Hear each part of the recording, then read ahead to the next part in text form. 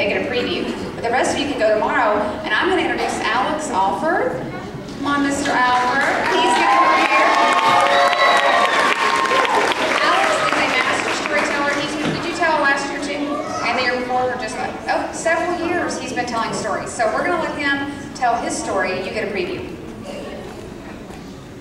Hi, my name is Alford, and I will be telling you the story of On a Dark and Stormy Night. Everyone knows my house. It sits all by itself on the biggest hill in town. It's always windy up there, so it's a great place to fly kites. But it gets kind of scary when there's a storm around. One night, I was at my desk doing my homework when a terrible thunderstorm blew up. Lightning flashed, thunder crashed, and rain pounded against the windows. Suddenly, I heard a strange scratch, scratch, scratch on my window. I thought it was just the branches of an old oak tree, so I went back to study. But soon, I heard that same scratch, scratch, scratch. Finally, curiosity got the better of me. I went to the window and opened it up. I stood there and almost fainted. There stood a creepy old woman, rain pouring down her face, her clothes dripping wet. But what really amazed me were her lips and fingernails. They were both painted the brightest shade of red that I had ever seen. Suddenly, she started to talk.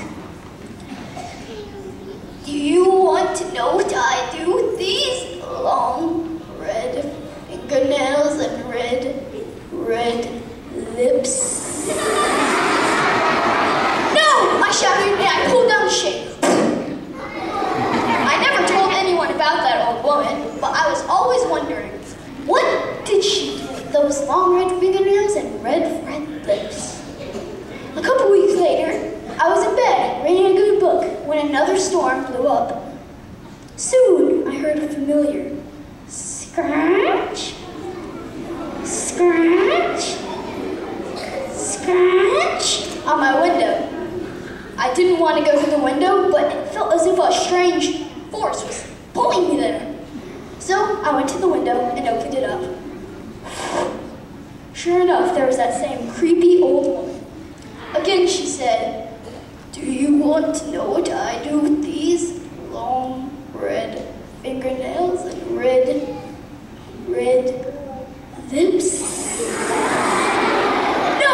I shouted again, and I pulled down the window. At school, I was always daydreaming, and I couldn't work. I always wondered, what did she do with those long red fingernails and red lips? I just had to know. I couldn't eat, I couldn't sleep. So on the next dark and stormy night, I was ready for her. As soon as I heard that same scratch, scratch, scratch on my window, I went to it and opened it up. This time I begged her, what do you do with those long red fingernails and red lips? And I watched as she took one of her long red fingernails, put it up to her red lips.